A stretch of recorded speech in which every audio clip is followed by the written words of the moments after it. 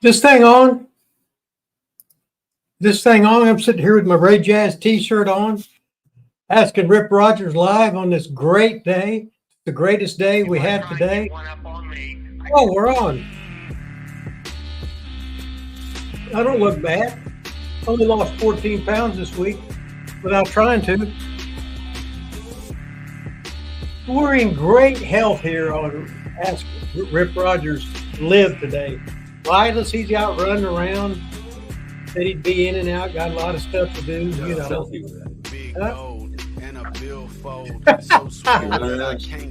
Oh, okay. So we're just going to sit here. Let's see who in the hell's in there. Is Italian is here? He says, Italian. He comes in and says, I can't wait for the show today. Well, hell, I'm glad somebody's real. Frank's Pickle Barrel asked, back on Thursday. Very nice. Well, I heard through the grapevine that Frank's Pickle Barrel asked that he was a Thursday man. So we said we'd try it out today just to see what the hell what Frank Pickle Barrel's ass had to say about everything. Shane Park says, morning from Roseburg, Oregon. Glad to see you back. Roseburg, Oregon, where I used to do the Roseburg Medford when working out in the Pacific Northwest for Don Owens.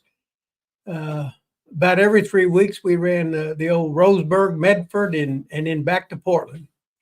And I was famous with Buddy Rose and the Bushwhackers there, because whenever they'd stay out at the motel, I'd sleep in the car just to piss the Bushwhackers off. So it cost them more money for the hotel, and I'd just wake up and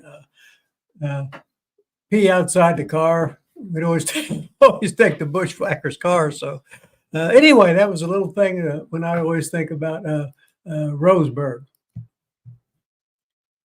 Let's see what else is going on here. We got all the top stars punching in, and oh yeah, Linus put out the Tales of Southeastern Wrestling Part 2. That's right, he put that out yesterday. I think the thing's on far, or at least it's lit up a little bit.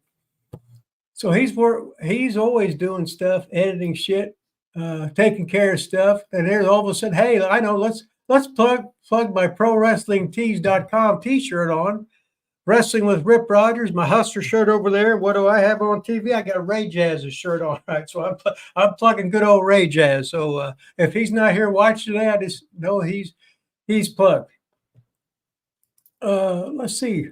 Oh, hey, my book. Yeah, Rip's book on Amazon.com. The book on pro wrestling, Lessons from Rip Rogers. Now we got to talk about is the beer I put out. So if you go all the way down to Seymour, Indiana, you can get some Hustler beer. So if you just happen to be 6 to 60, blind, crippled, or crazy, you just come into Seymour, Indiana to get a little bit of beer. Stop in there and get you a 6-pack, a 12-pack, or whatever it comes in. Since they have some bottles, but I'm not exactly the world's greatest drinker.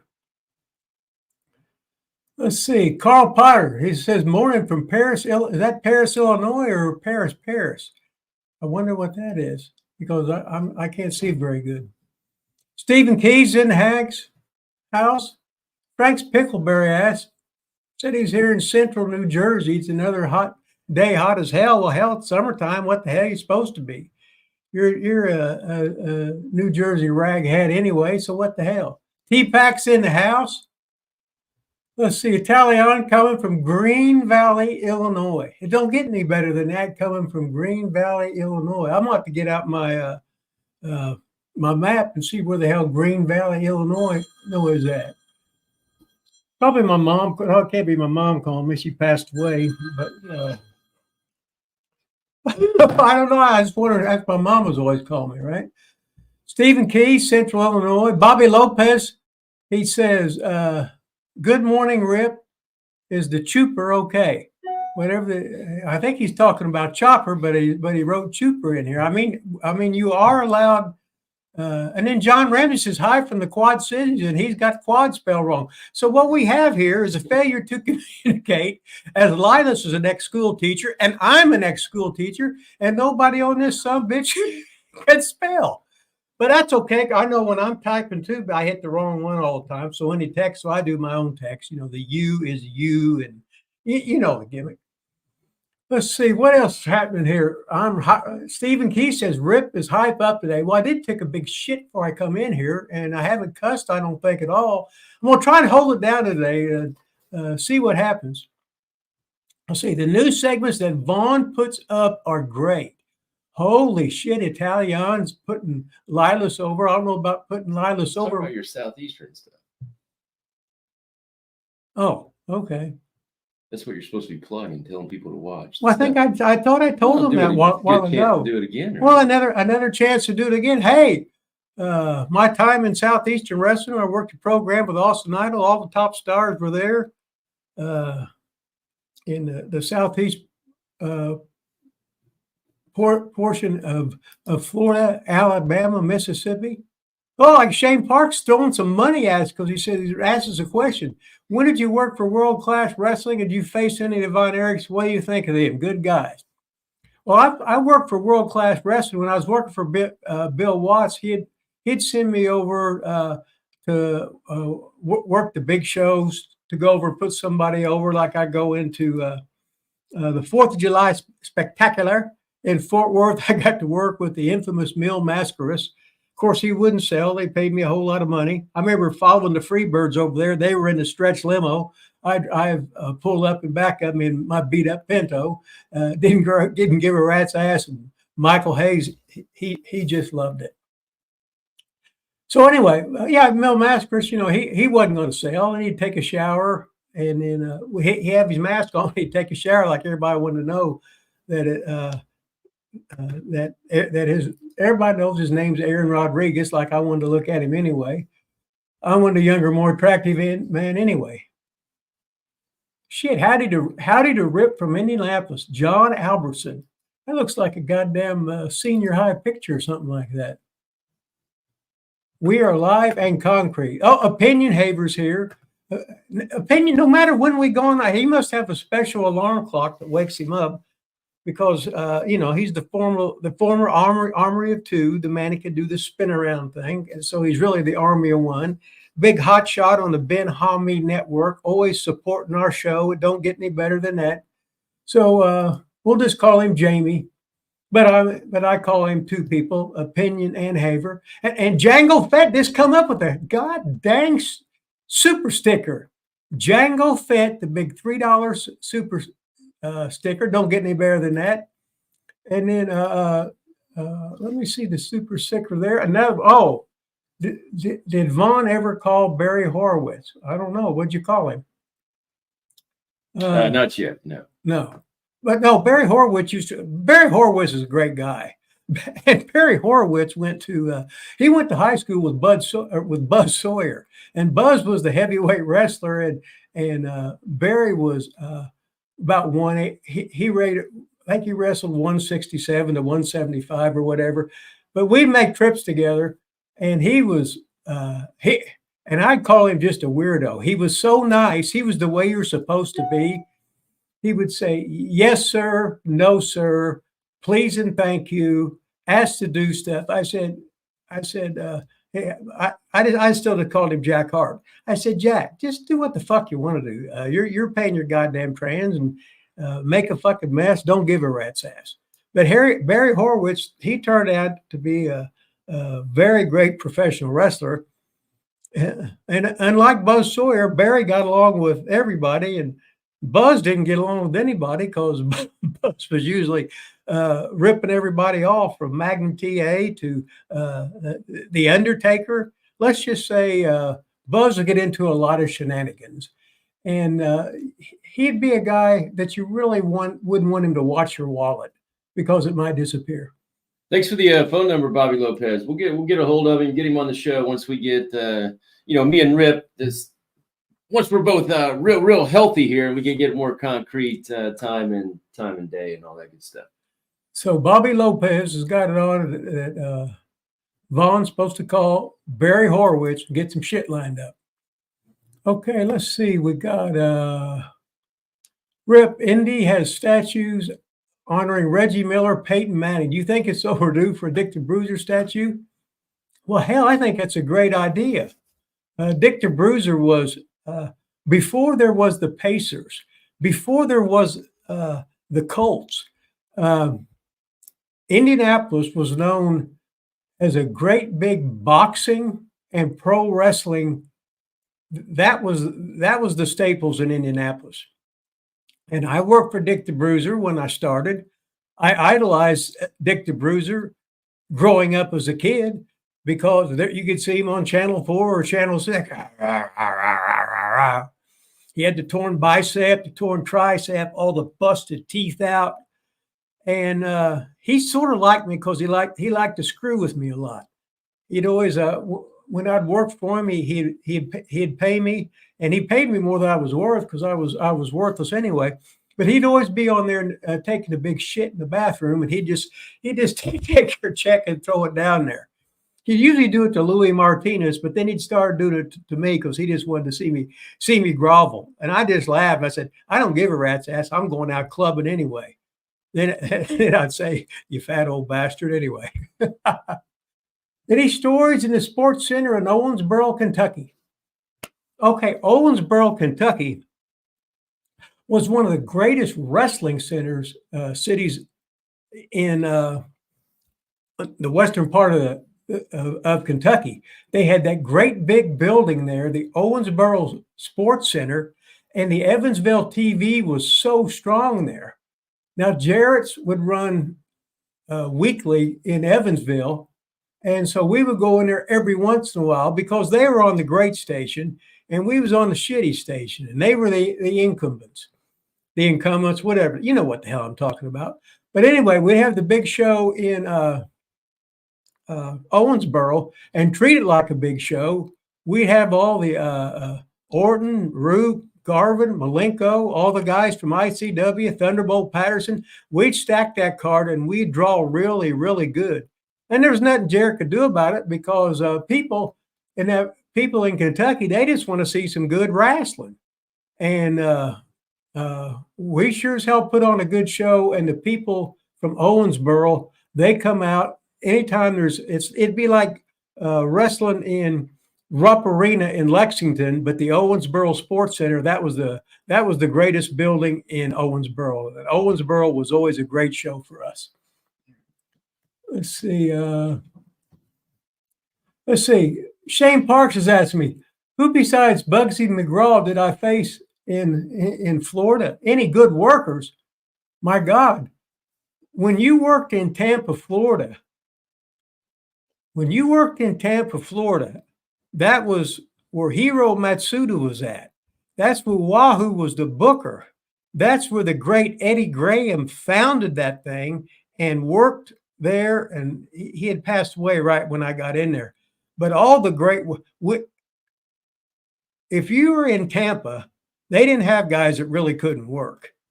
When you work Southern style wrestling, when I'm talking about Pensacola, talking about Dallas, talking about working for Watts in Louisiana, talking when you're working in Atlanta for Eddie Graham, for Jim Crockett Promotions in South Carolina, etc. You had to be a great wrestler. You had to be able to walk and talk. You had to be able to call it in the ring. All the great wrestlers, they all made a stop in Tampa. Bob Roop was a regular there, and Bob Roop was used as he was an Olympian, and that's where he was used by Eddie Graham to basically the marks when they'd come in and try and break into business. It was Roop's job to stretch them. If not stretch them, is to beat them up and make sure they wouldn't come back. Some people kept coming back, and they eventually invited them into the wrestling business. But most were fans that love wrestling, and they wanted to try it.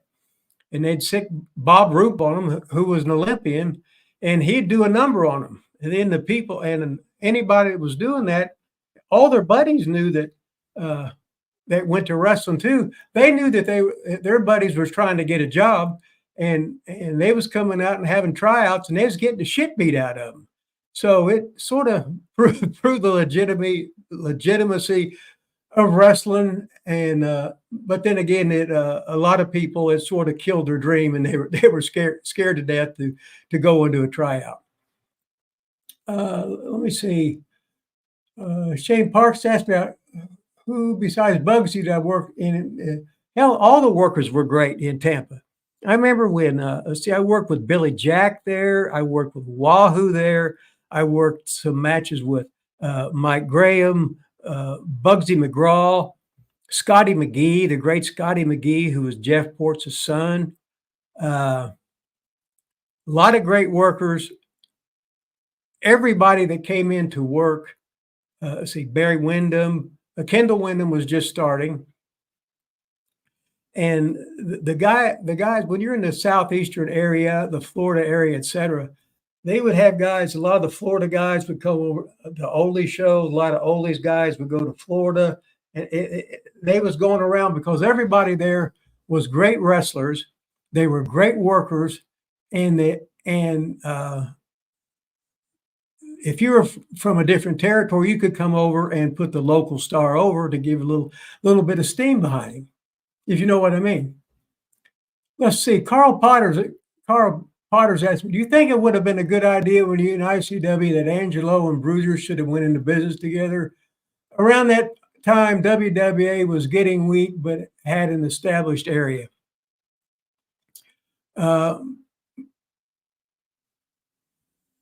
Bruiser was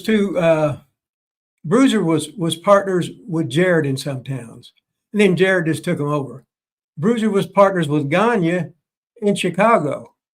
Bruiser would have had to have been the star, and that wasn't going to happen because Angelo was busy pushing Randy and Lanny, Garvin, Orton Jr., me, Pez as some of the stars.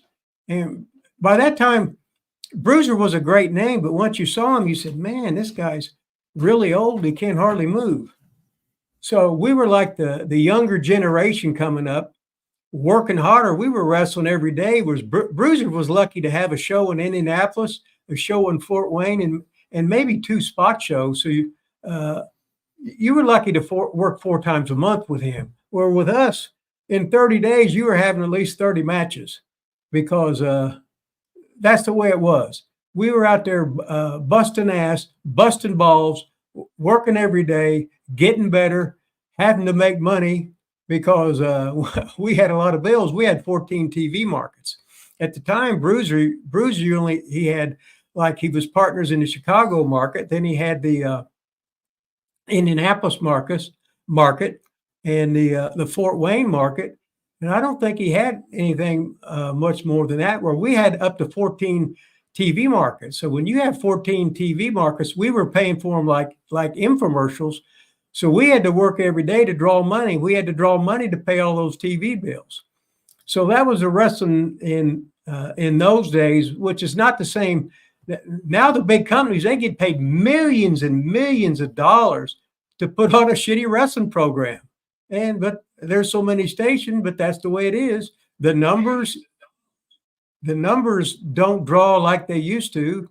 We've ran off a lot of wrestling fans from shitty wrestling, but what the hell, right? Frank's Pickle Barrel ass just threw $2 at me. He says, better coochie, New Glasgow, Digsby, Nova Scotia. It don't get any better with Frank's Pickle Barrel ass. And when you go in the Maritimes, which we'll go with the Maritimes because I was in there 4 summers. That's right, 4 summers, and you never have a day off. The last summer I was there in '97, that's when I was riding with Bad News Allen, who was Bad News Brown. Edge and Christian were both working right there. Scott D'Amore was working there. Rene Dupre, he would be riding with me every day in my cars. He was about 13 years old. So I worked for his dad, Emil, in the summer of 78, 88, 90, and 97. And Renee's still doing the thing. He's in Europe now, working some shows. And he's still training twice a day. And he's going to be opening up some and running shows in the Maritime whenever he gets around to it. You never answered the question, Rick. What was the question? Frank's Pickle Barrel. Better coochie. Better coochie. Which one? Well, they don't have a goddamn question. Which one has better coochie? New Glasgow, It's not Digsby, it's Digby, Nova Scotia. I'll tell you what, there wasn't really any hot girls in the Maritimes. If they weren't fat, that was a plus. But the girls in the Maritimes had great attitudes. They would bring you food. They would drive you to the towns. If you needed some gas money for whatever, they was there. If they wanted a hotel, they might buy the hotel for you guys. And since they were a little bit heavier and weren't that attractive, you could see them all the time. You could sort of abuse them and be a little bit of bully, but what the hell, right? We're pro wrestlers and got to do something like that. Let's see. Shout out to everyone in the chat.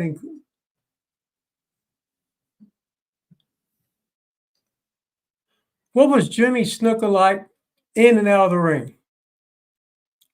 Jimmy Snuka was in Portland about 8 years before he hit the big time. When I got out there, he had just left.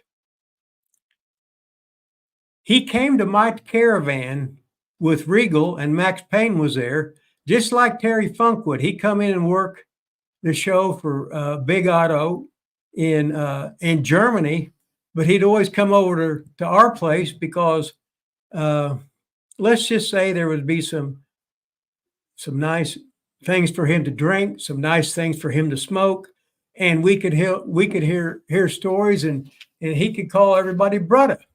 It didn't get any better than that. But anyway, back to Frank Picklebarrel asked, let's just say we'll go with Digby, having the hottest chicks. So Frank, take your report back to Nova Scotia, but you gotta spell stuff right. And you gotta put question marks on there. It's a question because I could hardly see the way it did. Who liked cocaine more, Piper or Wahoo? Never in my life did I see Wahoo do anything besides drinking. Piper did what he wanted to do, and on certain occasions I would see Pipe on the ground and he would be sniffing something with a straw when he was on the ground like that, but that was purely speculation. And it could be like any wrestler stories. It could be some of that might have been partially true. So any Jacques Rougeau stories? I know about the boxing match you have him. What about some of the other matches? I always called Jock the big Canadian milk dud. That was the name Arn Anderson gave to him. So since he hated it, we would give him, he hated being called Canadian milk dud, so that's what all the boys called him. He was a real good friend with Robert Fuller. So a lot of times when Robert was the booker, he liked Jock. Jock was great. Jock was great in the ring because hell, he was a second generation wrestler. He understood the business really good. He was a big guy, but he was French Canadian. And when you're French Canadian, you're half nuts. And the translation is not the same in everything.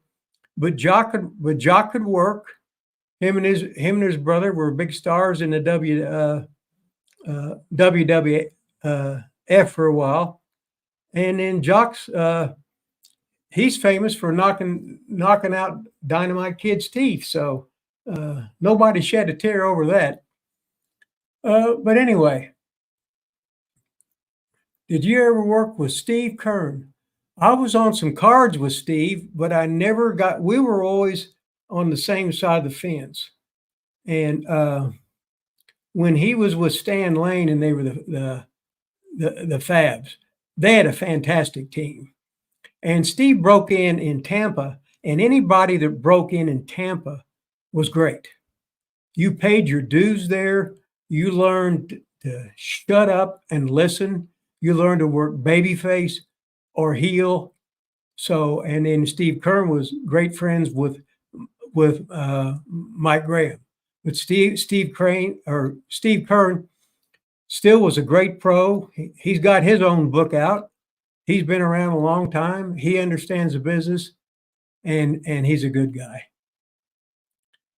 Let me see. Do you remember the smallest crowd you worked in front of? Yeah. uh, we worked in Bedford, Indiana, at the National Guard Armory. Now, what happened? We had uh, our ICW TV on there, and it was on the cable system. So we went to the Army and drew like 318 people the first time. So we come back about 3 months later, and we didn't know that they had been the cable. The cable had been like reduced, and the Bedford TV area was not on cable anymore. So we showed up there, and it was like I think 12 people showed up. And we said, "Holy shit!" And Miser said, "Wait a minute, we got this we bought this on a percentage." So the percentage was like, let's see, it was about we took in about $60, and the rent was 20%. So it was like what, $12, whatever the hell it was.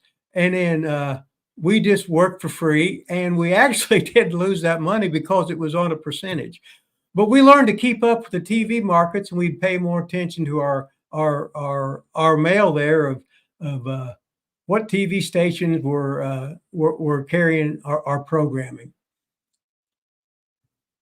So Frank's Pickle Barrel asked, the smallest crowd that I ever worked was in Bedford, Indiana, and the guy that ran the armory was I can't think of his name right now, but he ended up being a worker, being a manager, running shows, this and that. But I can't think right now. Imagine that, I'm 70 years old.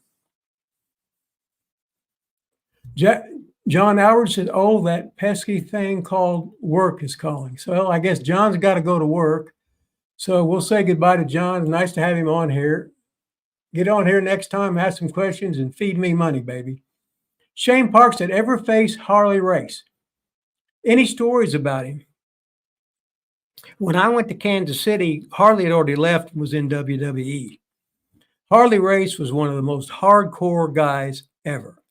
And here's a nice story. I was wrestling for WCW, and so was Harley Race. I was taking a shower in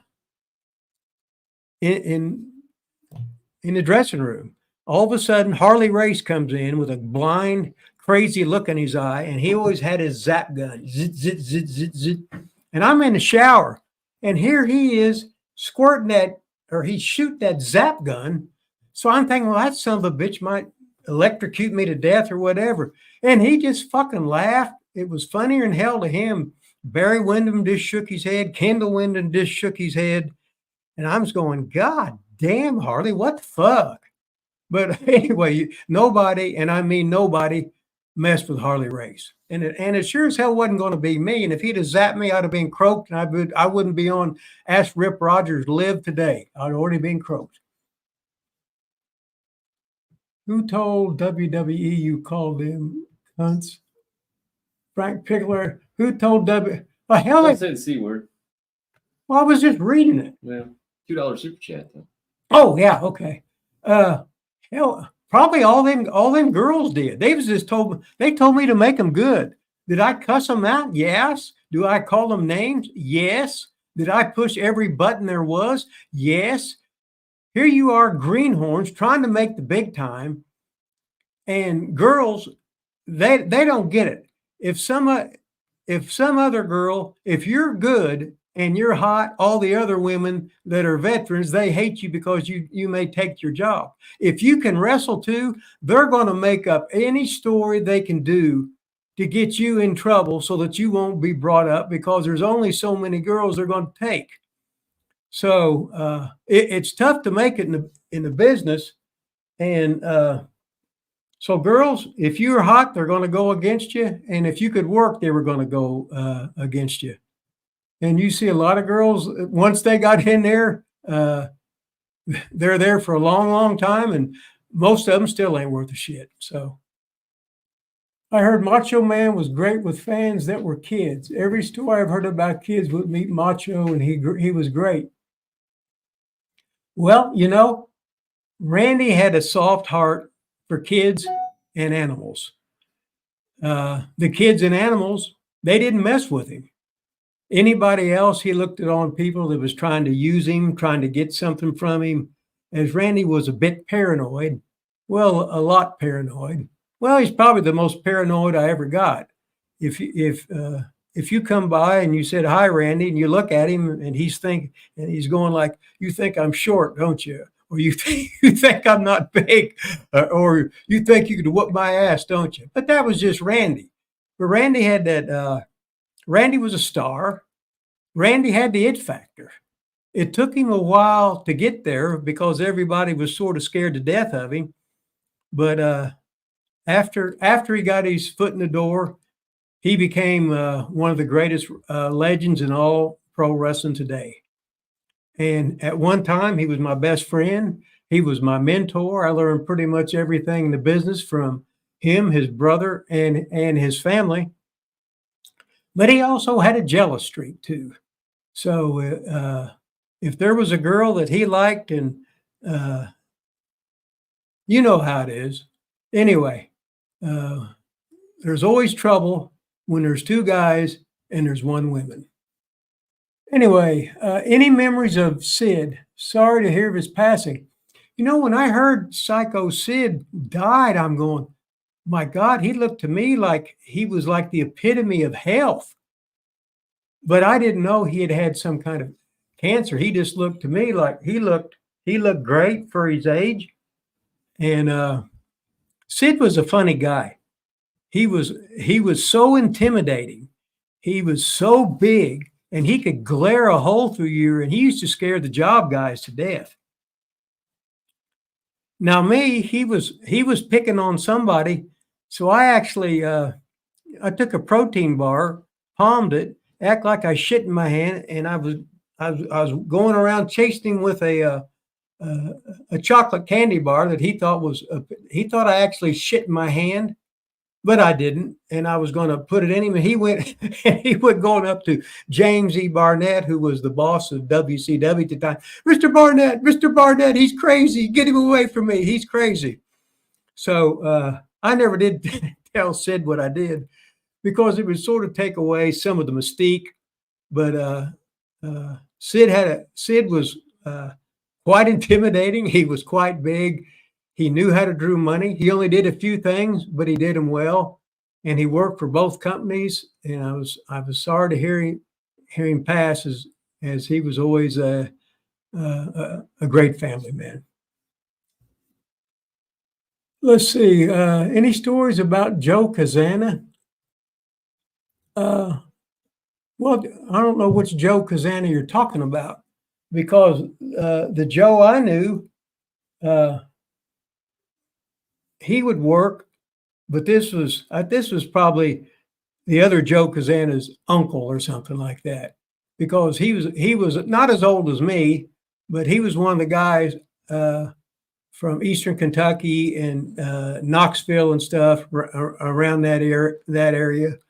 And the Kazanas, at one time, they were the Knoxville promoters before Ron Fuller bought it years ago.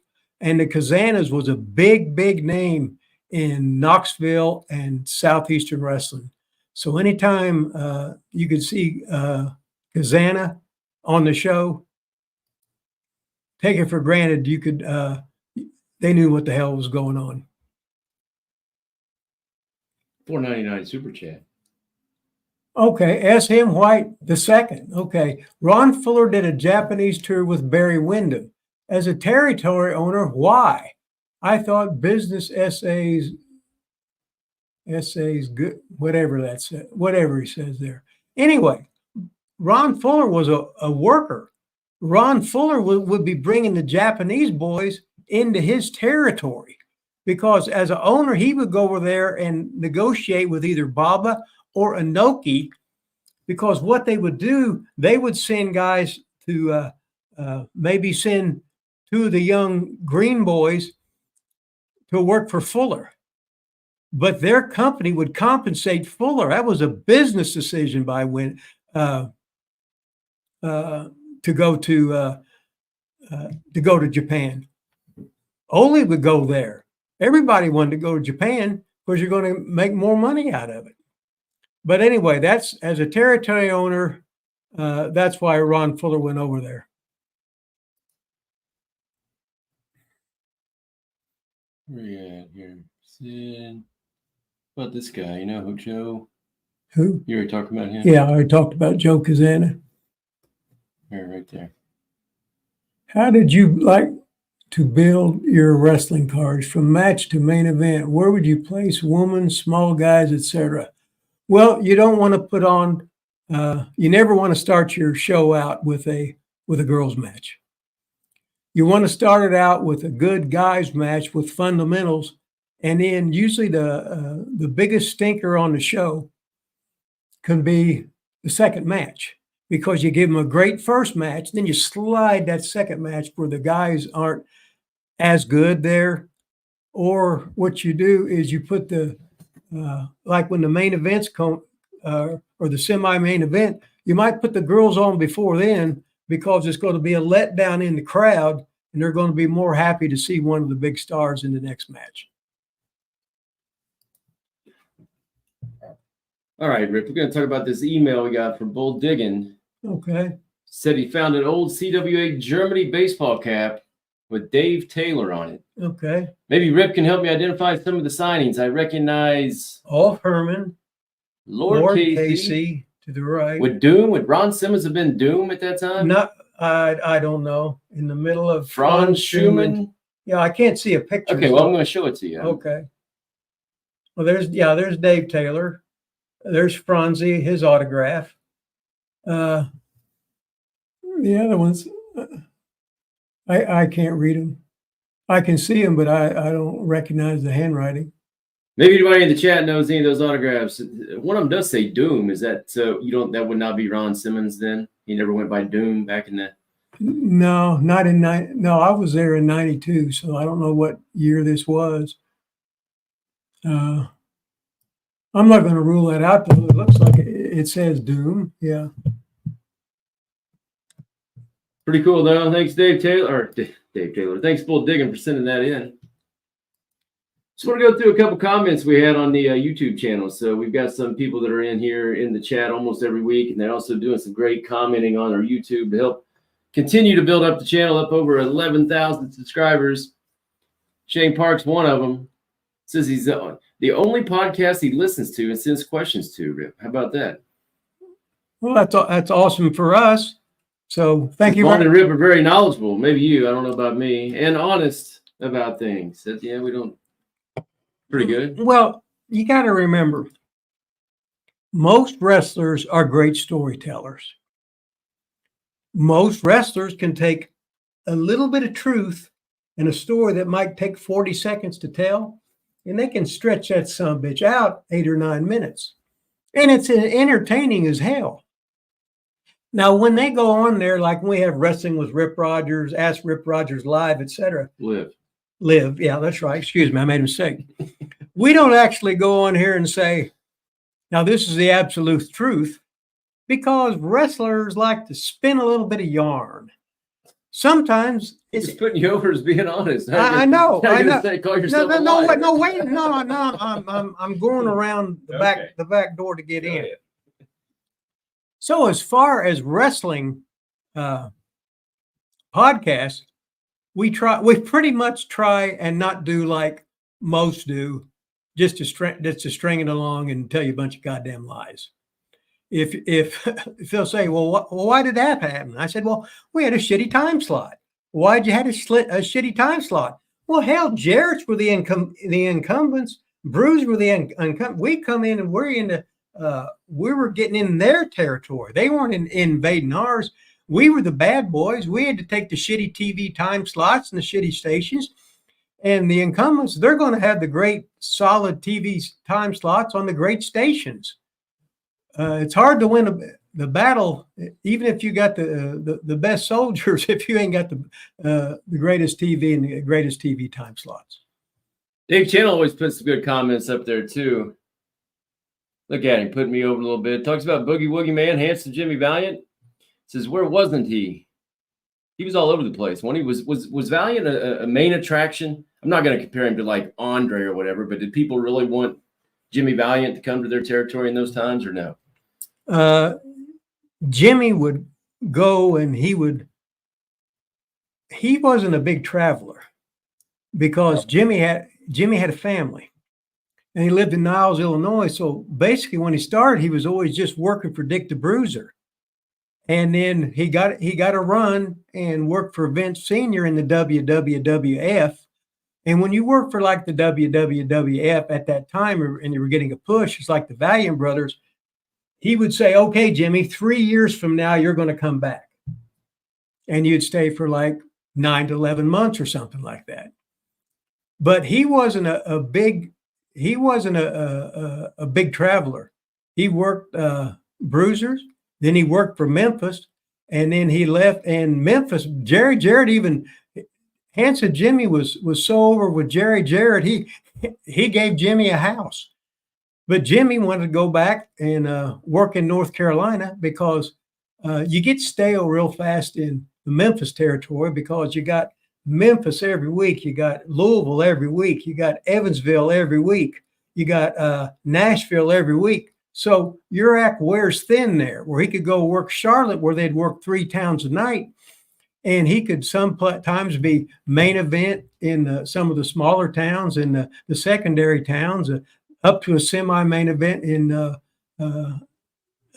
he wouldn't be the main event because that was usually the NWA heavyweight champion. But you could get a very, very long run staying in the Charlotte territory, which is North South Carolina. Thank you to Aaron Hancock. So I don't know if he's got a different name in here and he's on the chat. Maybe I don't know, but I don't ever remember seeing Aaron Hancock in our live chat. Maybe it's a different handle. But he always goes back, Rip, and watches all our old stuff, all our old videos, like every single episode we've ever done, and put comments on them. So all the way back to basically episode 1, he's been going back and watching. So if you guys are, late starters with the channel, we do have 2 years worth of shows that we used to put out. So go back, look up some of the old shit that we put out there. I always go back and look at the old shit. Yeah. Yeah, because I said, damn, that was pretty good. A lot of times I'd say, damn, that was pretty bad, but what the hell, right? You can't be perfect. And this person wants to know about Joe Cruz, Rip. Do you remember Joe Cruz? I'm not familiar with that name. I remember the name. I think he was with WC, but I can't read it. It said he tagged with you.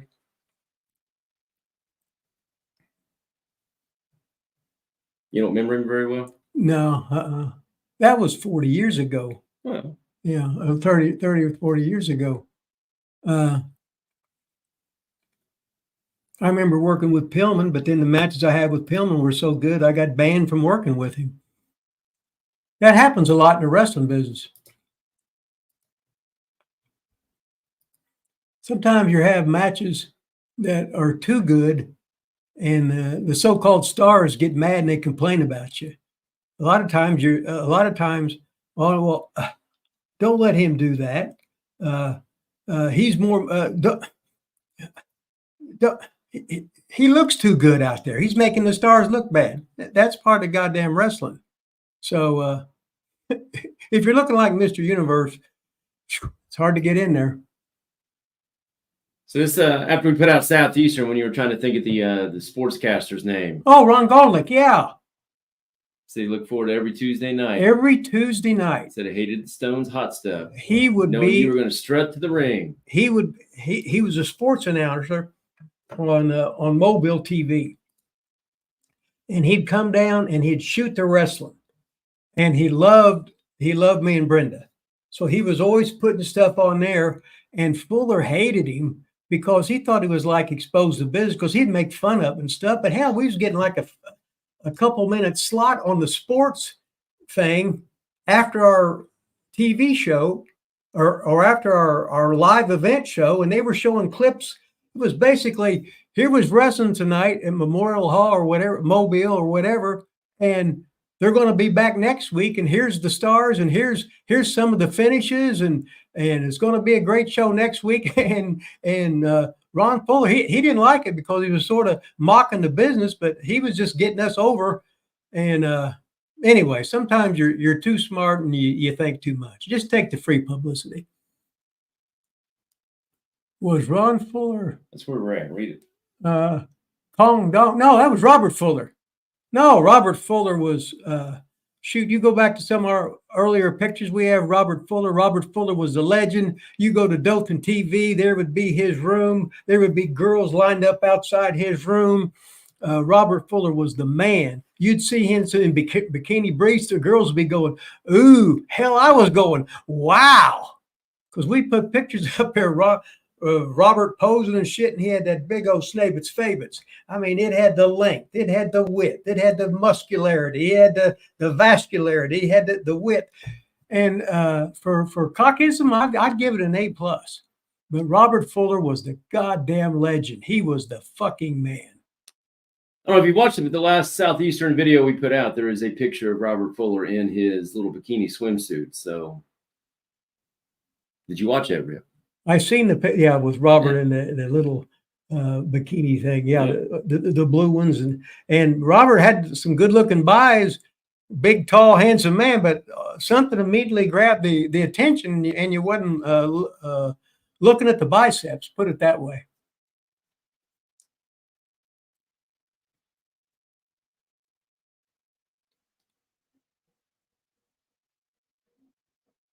Yeah, I worked. Raleigh Wellborn says I had the pleasure of being around Rip when he come and worked for Shelby Adcock. Yeah, I worked some shows for Shelby Adcock. Shelby was a good old guy. Ran in Central Kentucky there, and I always liked working for him because I was always just coming from Seymour, and it was always good to get out of the house and have a pro wrestling show. Shelby was a good guy. Always paid you your money. No stress with Shelby.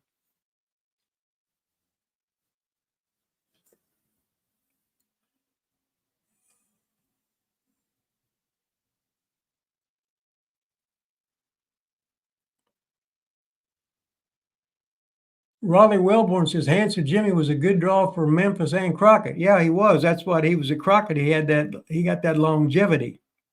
Longevity is where that. You don't want to. Me, I didn't give a shit about the longevity. I like to go. I worked for Tampa. I worked for Pensacola. I worked for Ron Fuller when he was in Birmingham. I worked for Bruiser. I worked for Sheik. I worked for the old WWF. I worked for Bob Geigel. I worked in Puerto Rico.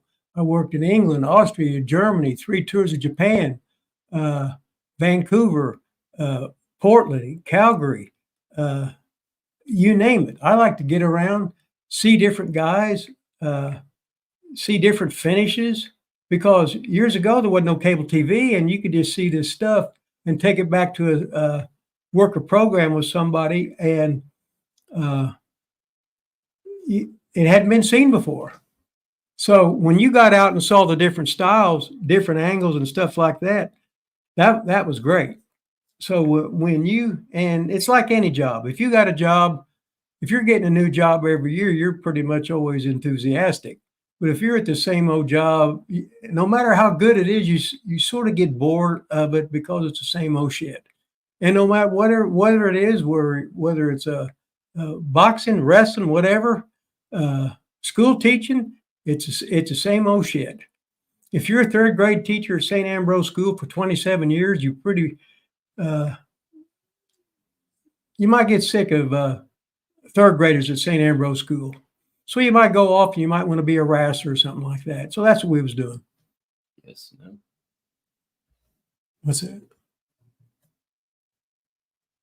I'm not going to answer that.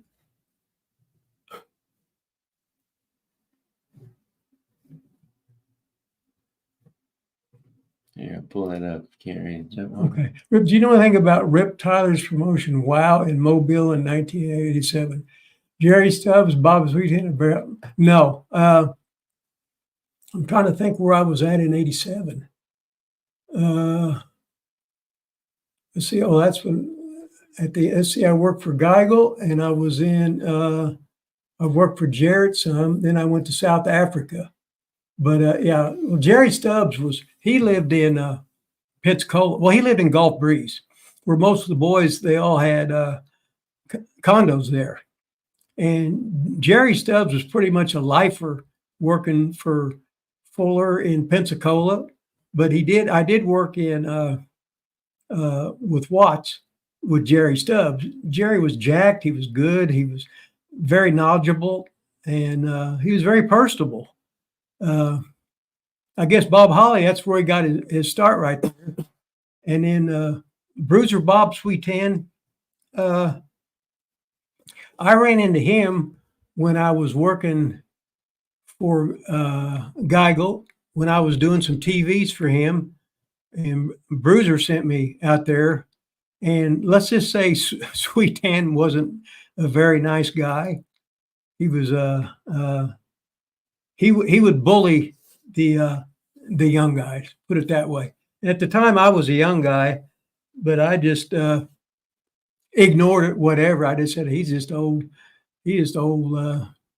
cranky bastard. I can't help that. But he'd been around for a long time. I know you're not going to give an amount, Rip, but how about like a person you wrestled or a territory, something like that? That's one of the unwritten rules of wrestling. Yeah, but I said, how about just like a territory or somebody you wrestled like? No, won't do that. Oh, Shane Park. Sorry, Shane. Did he pay? He's paid a lot, and he's in green. Okay, well, I'll tell you what. When I worked for Baba, just one night he gave me a $2,000 bonus. The last night I worked for him, that was a bonus just for working with him. There you go. That went in his last singles match, and that ain't bad. Going out there and doing a match with the boss, and all the cameras were there. That's the night Vince McMahon came in the ring and shook Baba's hand before the match, and and there he was working with little old me. So I got a $2,000 bonus just for working that one match with Baba. So we'll let the cat out of the bag on that one. Did Vince talk to you that night? No, he's too busy talking to himself. I think he just got there and whatever, and he just wanted to make an appearance because it was Baba's last singles match and whatever. He just wanted to steal the limelight. He was in and out of there unless they were always threatening to do business together, and they would always do a little bit, but promoters can't get along. Everybody wants too much. Everybody, all the promoters want, there's only so much pie, and they want too many pieces. Have you ever watched Adrian Adonis wrestle Bob Backlund? No, but I bet it was a good match because Bob Backlund was great, and Adrian Adonis was spectacular. Adrian was tough, and he was a bully, but he could take some crazy ass fucking bumps, and he would bump for anybody. And now I'm talking about the Adrian Adonis before he got really, really big, where he weighed like 240 and not where he was about 300 pounds. Because Adrian got too big, and that's when he was sort of like dressing up like a girl and stuff like that and was doing that gimmick.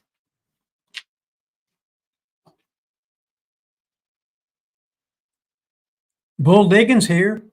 Shit, don't get any better than Bull Diggins. Frank Pickleberry asked, anyone ever pin a ring rat in the ring? I don't think so. Rick Stewart's on the mic. I don't think he lived very long after that. Rick Stewart, he was a natural. He was real good. I first ran into him when he was working with Charlie Platt for Ron Fuller in Southeastern Wrestling. And then when I went up to Geigel's in Kansas City, he was the lead announcer there. And he liked to have a good time. Let's put it that way. But he was very knowledgeable of wrestling, and he knew all the holes. He knew the psychology, so he's obviously well schooled in the wrestling business.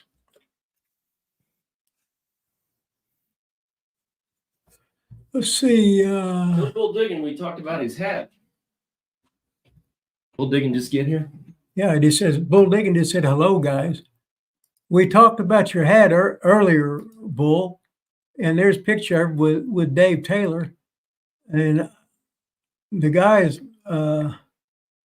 I can see Franz Schumann. I can read his, but I can't read the rest of the guys' names on there.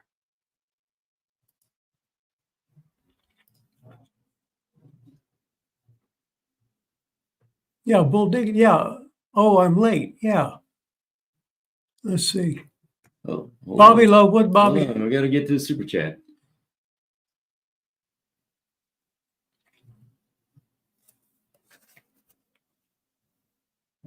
Have you watched the Slaughter versus Patterson Alley fight? If so, thoughts? Well, that's when Sarge was the Sarge, and he was that.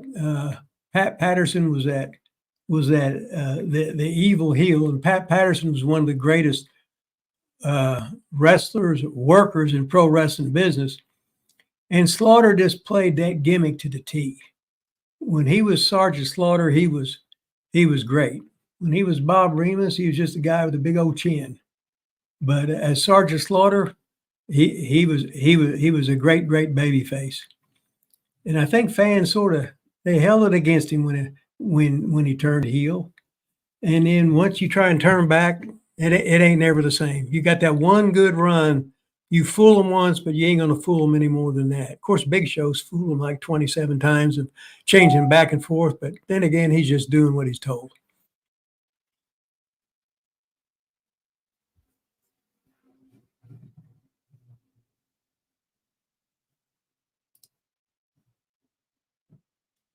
That's right. Anybody on here needs to go back and watch any of our old stuff, go check it out. We got tons of interviews, tons of old shows, tons of clips, tons of segments, thousands of videos on here. Go watch them. The hard thing about Comment this on them, like them, smash them, all that good stuff. is me. They got all these guys trying to get questions in here. And here I am adjusting my glasses and I can't see the thing. And I'm squinting. There's no questions in here. I just give it again on the Vitaha. Well, just tell them to ask a question. Wouldn't that be easier? Hey, we're about to wrap it up here. Ask some damn questions. How about that, Rick? Okay. What the fuck? Yeah. Give me the icky. Just tell Yeah, them. I'm trying to see. Any last questions here for Wrestling with Rip Rogers Live?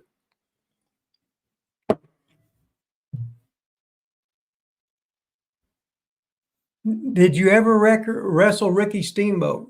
Great question. Yeah, I had a match with him working for WCW. And Flair was the boss. A couple sort of spots were messed up. And Flair comes out and goes like that. And there's Steamboat, humble as hell, comes. He goes, "Oh, Rick, that wasn't Rip. That was me." And then Flair got mad, turned around, and he was the boss and walked back because Steamboat was great. Excuse me. I was great too. And Steamboat knew that. And on this particular time, Ricky messed up. But then again, Ricky didn't throw me under the bus. He told the boss that, yep, the great Ricky Steamboat messed up. And then Flair, who was the boss, he just turned around and walked off. So you never know what's going to happen in the world of professional wrestling. Who's the biggest asshole in wrestling? That's a great question by Italian. I mean, we got every kind of asshole in every business, and you got to remember some guys are just playing a character, which is mostly what it is, and they're just ribbing you, they're just pushing you, they're just treating you like a goddamn mark. They want to see how much they can push you. So the biggest assholes in wrestling, the general rule for me is, if you're a bad guy, you're funnier than hell, and you're a good guy. And if it's usually the good guys that are the real fucking assholes, because the good guys, they get the hot girls, they get the girls that bring them food and stuff. Where if you're a heel chick, you're sort of a freak. But then again, who in the hell don't want a freak? I'm looking at it that way. So anybody from let's see, 70 double Q. Did you ever come to the E-Town shows that OVW did? I was doing when it was OD.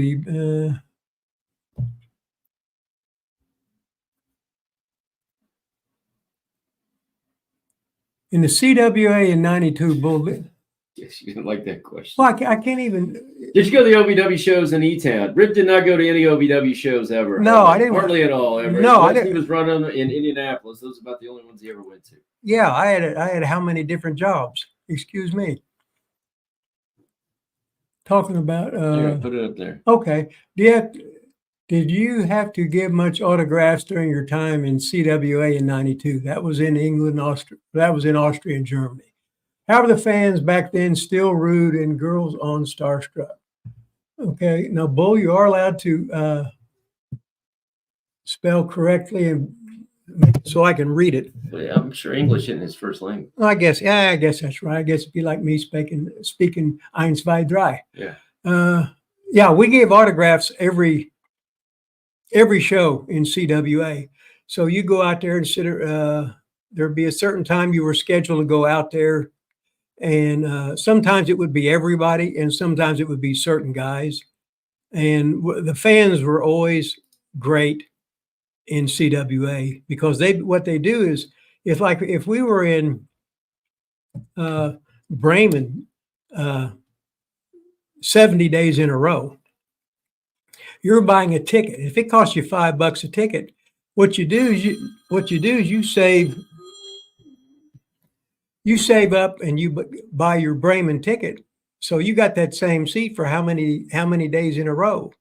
Then when the superstars would come in, like Jimmy Snuka or Terry Funk, guys like that, Ernie Ladd, then you might pay a couple extra bucks because the stars come in and the tickets would cost more.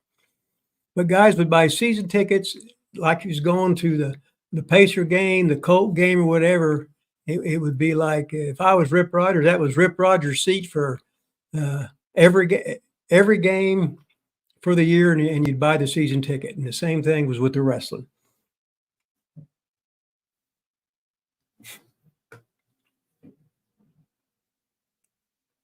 All right, maybe we can end with this question, Rip. Ever banged Sherry Martell? I tell you what, I was in the dressing room one night with fucking Sherry, and the first time I'd ever fucking talked to you, and I'm just talking shit to her, right? And ever banged Sherry Martell? The answer is no. But then we start fucking talking, right? And she goes, "I'm scared of you." And I said, "What?" I said, "Whatever I'm talking about, I'm just ribbing." But she goes, "No, I'm scared of you." I said, "Oh, okay, I'll leave you alone then." But what the fuck, right? Going back and looking at some old stuff, man, Sherry Martell was hot. I didn't realize, my opinion anyway, how hot she was when I was younger. All right, I think we're about done here, Rip. You got anything to add or want to talk about, Rip? Well, I could have talked about my cousin Jimmy Judd still having the scoring record at Seymour High School. We'll talk about it. 49 points.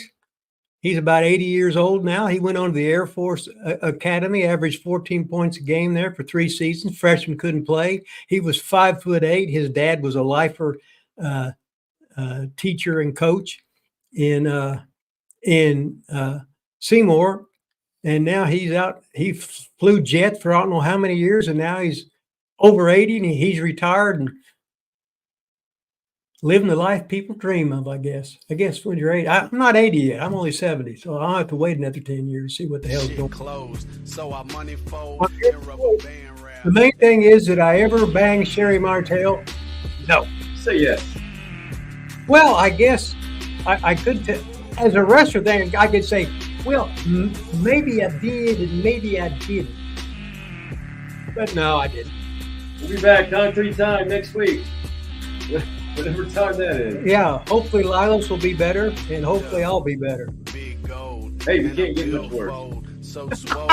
Thanks for all the super chats today. Really appreciate it. This was the greatest show we did today.